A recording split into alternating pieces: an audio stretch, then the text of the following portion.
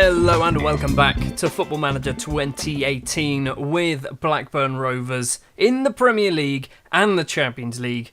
Now today is a match that you probably weren't expecting because last episode I said we're probably going to have the Newcastle game.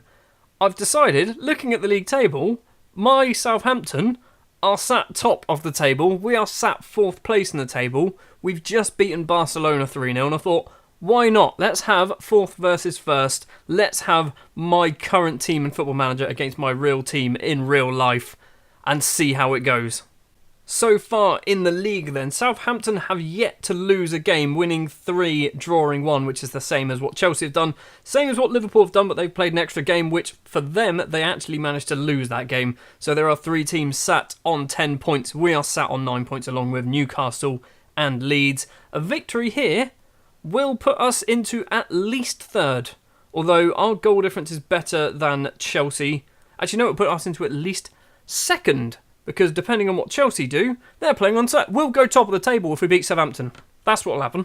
The starting lineup we are going to go for against Southampton is going to be similar to what we're going to play pretty much every game for the rest of the season. Velez will be the number 1 keeper. He's now 4-star. He started at 3.5. He's moved up to 4-star. Stevkovic, Uricalo and Gomez Rigo are going to be the back 3. Basayuni will be the fullback on the left-hand side. Amori Valentin will be the fullback on the right-hand side because Branko Markovic is still slightly injured and I feel like I probably shouldn't play him 2 games in a row. Klaus Jensen and Alberto Torres are the 2 central midfielders. Fenton will be just behind the strikers of Gustavo Ortuzo and Pascual Sole. Just done a little change on the bench as well. So we've got on the bench, we've got Gil, Markovic, Montoya, Valenta, Petrovic, Kampar and Rafael Capone. So far, my little tweak to this formation by dropping one of the complete forwards back to a shadow striker seems to be an improvement for the better at the moment. And one thing that really annoys me about the 5-2-3 formation is it's not particularly realistic. You don't see many teams playing 3 strikers. You'll see teams play 2 strikers and 1 just behind, which is why I've tried to drop Fenton back.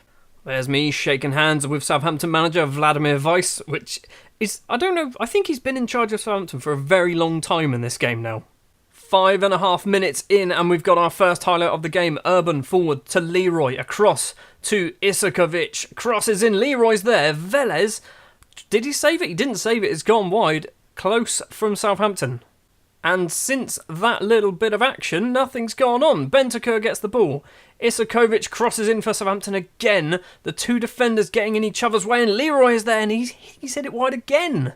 It's not exactly an exciting game of football at the moment. Newcastle have gone 1-0 up against Huddersfield, which puts them top of the table.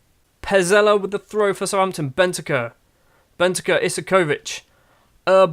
Urban's got a player off to his right-hand side who does get it. Chambon crosses in. Leroy's going to be there. Velez fists it clear. Bentancur on the volley. Stevkovic gets in the way, I think. Crossed in again. Velez claims it. So far, we've had no highlights going our way, and all 3 have gone Southampton's way. Are we going to see something from this, actually? That was a terrible pass, and Southampton once again can bring the ball forward. Urban on the right-hand side. Back to Chambon. Chambon crosses into the area. Leroy is there, and Leroy has put it in the back of the net, but he is offside, so it is still 0-0. But we are being dominated by Southampton. And at half-time, we are lucky, very, very lucky, to be at 0-0. I think I might need to be assertive and shout at them, maybe? I'm not happy. Everyone looked fired up. Perfect. Ideal team talk. Get out there and actually do something. 65 minutes in, it's a corner for Southampton, it's cleared, Ortuzo chests it down, upfield ball to Pascual Sole, across Fenton, this shadow striker takes out wide, 2 in the area. Why did you go for goal? Because you didn't get it anywhere near it. Just before the 70-minute mark, it is going to be a triple substitution. Ortuzo off for Valenta, Fenton off for Nenad. Kampar. Sure, Kampar can play just beyond the strikers. Torres is having a terrible game. Basuni's having a terrible game as well. Do I bring Basuni off? Yes, Basuni for Petrovic. That is all 3 substitutions done. Is that going to inject a bit of life into our team? Gomez Rigo forward to the substitute Petrovic. Sole. Sole to Campa, another one of the substitutes. Forward to Valenta, the third substitute. Takes it out wide. Plenty of Blackburn players in the box. Crossing. Campar's unmarked. Valentin, the fullback on loan from PSG, has put it in the back of the net. Amaury Valentin has done the business. We've moved up to second place. How are we only in second place? Has Newcastle got a better goal difference than us? I don't know. It is 1-0. And we are potentially going to be stealing 3 points from Southampton thanks to that finish there from Amaury Valentin. Pazzella with the throw. 15 minutes of normal time to play. Valenta with the ball. No options other than to run towards the defence. And he does just that. And it's saved by Quadros. The highlight's going to continue. Quadros' kick out towards Leroy. Urukalo heads down though. Ball forward. Valentin, the goal scorer, lumps it upfield. Pascual Sole is going to get on the end of it. Is it going to be 2? Quadros saves it. Valenta collects the ball. It's still going in the area. Cleared. It's only as far as Jensen. Where are you going to go, Klaus Jensen? Down the right-hand side, preferably. Finds Valentin instead in the middle. Torres. He's got Petrovic in the area. Petrovic, and both the fullbacks have scored. Alberto Torres gets the assist. It is 2-0. This will put us top of the table. Yes, it does. Newcastle did have a better goal difference than us until that moment there. So far, the substitutions seem to have worked. Torres' ball through to the substitute Petrovic. Can't really miss from there, but it's still a great finish for a left-back.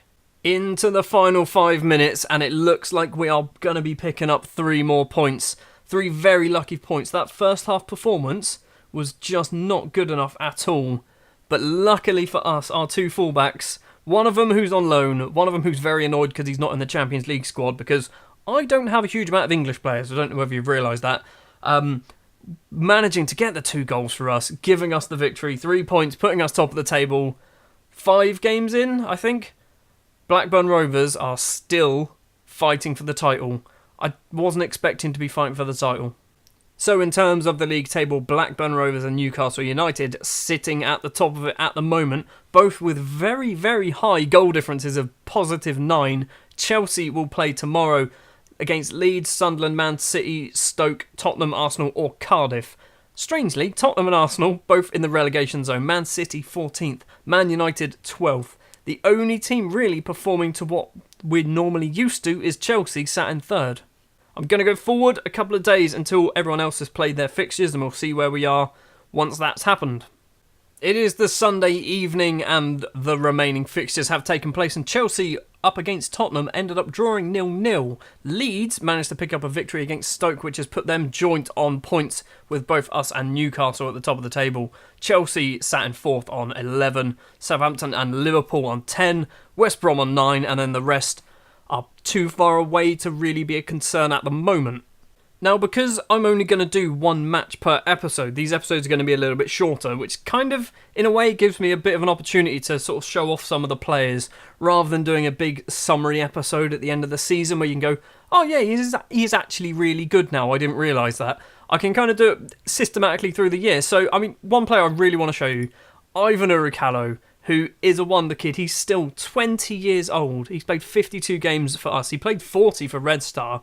He is such a great footballer. He's just signed a new contract as well, so we've got him for another 5 years. He's got no minimum fee release or anything like that, so he's going nowhere. He is going absolutely nowhere at the moment. In 5 years' time, he will be one of the best defenders in the world, and if we still have him at that point, that is ridiculous.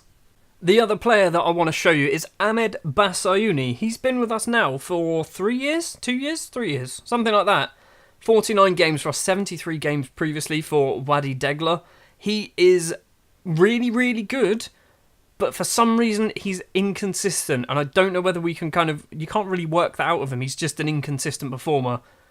I'm really struggling at the moment for fullbacks. I literally have Bassayouni, well actually left backs I'm fine. I've got Bassayouni, Petrovic and someone else. On the right hand side I have literally just the one player. I might maybe try and retrain Bassayouni to be a right-sided fullback and maybe bring one of the other ones in. Next episode, what we're going to do, we're going to have the Newcastle game, which is what was supposed to be this episode, but I thought the Southampton game makes a lot more sense. Currently, Newcastle are sat joint top of the table with us, so once again, it is going to be us against potentially a team top of the table. In between, we're going to have Sunderland, we're going to have West Ham, and we're going to have Olympic Lyon in the Champions League. I think we are performing above expectations at the moment, and I think that is partially down to the fact that we haven't really played any of the big sides. The only one really is a Tottenham, and we put 5 past them. We are going to have a tough little run of fixtures after the Newcastle game with Chelsea, Inter, Man City, Liverpool, Inter once again. The league at the moment is kind of a little bit all up in the air, I think. Thank you very much for watching this episode of Football Manager 2018 with Blackburn Rovers. If you did enjoy, if you wouldn't mind leaving a like, if you want to see more, hit the subscribe button, and I will see you next time.